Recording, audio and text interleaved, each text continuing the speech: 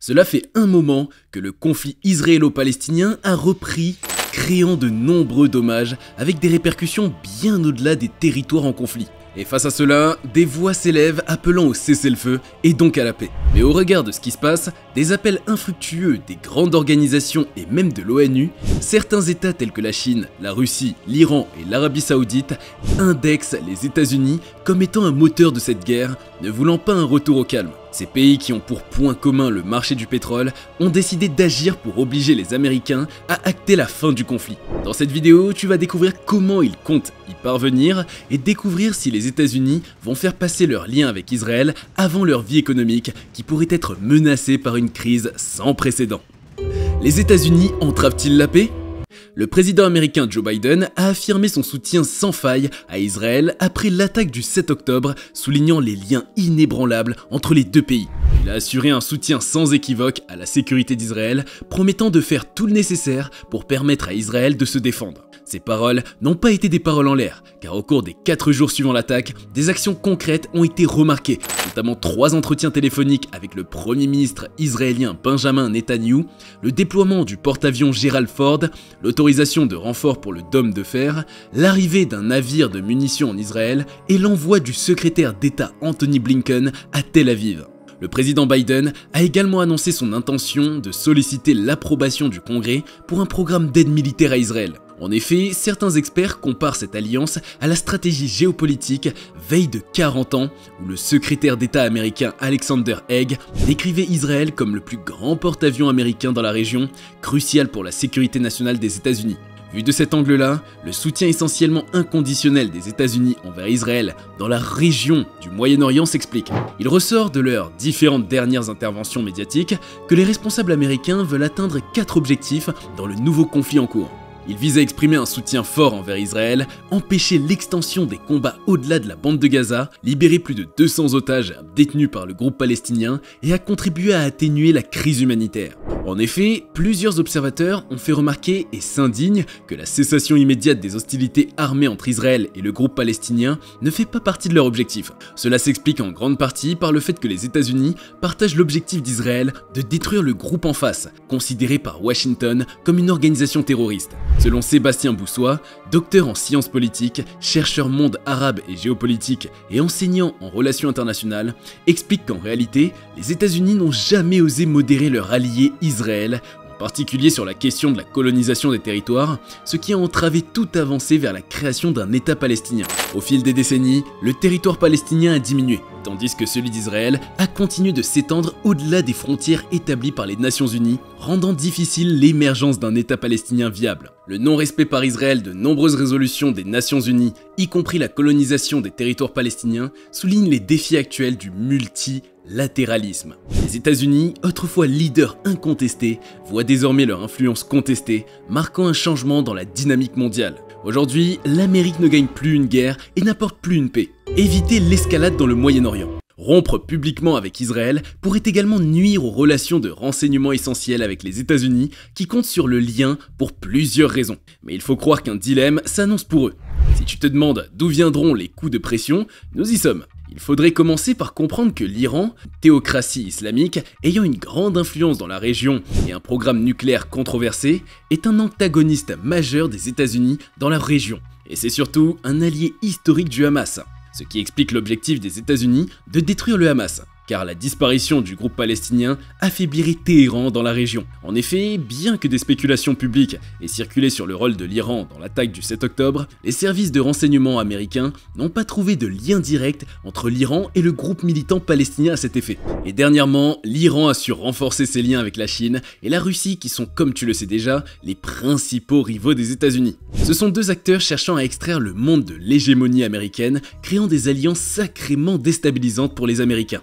Dans ce cas, on parle d'une alliance qui, même au-delà du conflit en cours, obligerait dans tous les cas les États-Unis à revoir plusieurs aspects de leur politique. Rappelons que la Russie, présente en Syrie, un ennemi des États-Unis, et la Chine bloque souvent les initiatives occidentales au Conseil de sécurité des Nations Unies. Ils font remarquer que depuis plusieurs années, les États-Unis ne remportent plus de guerre et ne garantissent plus la paix, comme le montre leur engagement passé au Vietnam, en Somalie, en Irak et en Afghanistan.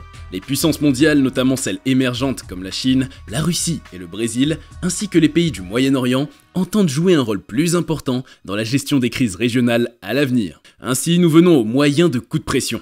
Vers une crise pétrolière ?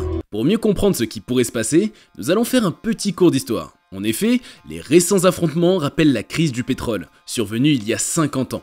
Un tournant dans l'approvisionnement en matières premières qui a façonné la prospérité des monarchies pétrolières du Moyen-Orient. L'origine de cette crise remonte à la guerre du Kippour en 1973, l'un des nombreux conflits entre Israël et ses voisins arabes depuis 1948. La décision des États-Unis de soutenir militairement Israël a entraîné un embargo pétrolier imposé par les pays arabes exportateurs de pétrole, conduit par l'Arabie Saoudite. Cette mesure a provoqué une flambée des prix du pétrole brut, ébranlant les économies mondiales. Et le moins qu'on puisse dire, c'est que ces événements de 1973 éclairent la situation actuelle, suggérant que les sanctions internationales contre les États-Unis et Israël pourraient à nouveau impliquer des restrictions pétrolières. Avec des sanctions de ce type, il existe un risque que les États-Unis sombrent dans une crise énergétique, avec des répercussions économiques étendues. En octobre 1973, la guerre du Kippour a attiré l'attention d'Henry Kissinger, diplomate juif américain, nouvellement nommé à l'époque secrétaire d'État par Richard Nixon.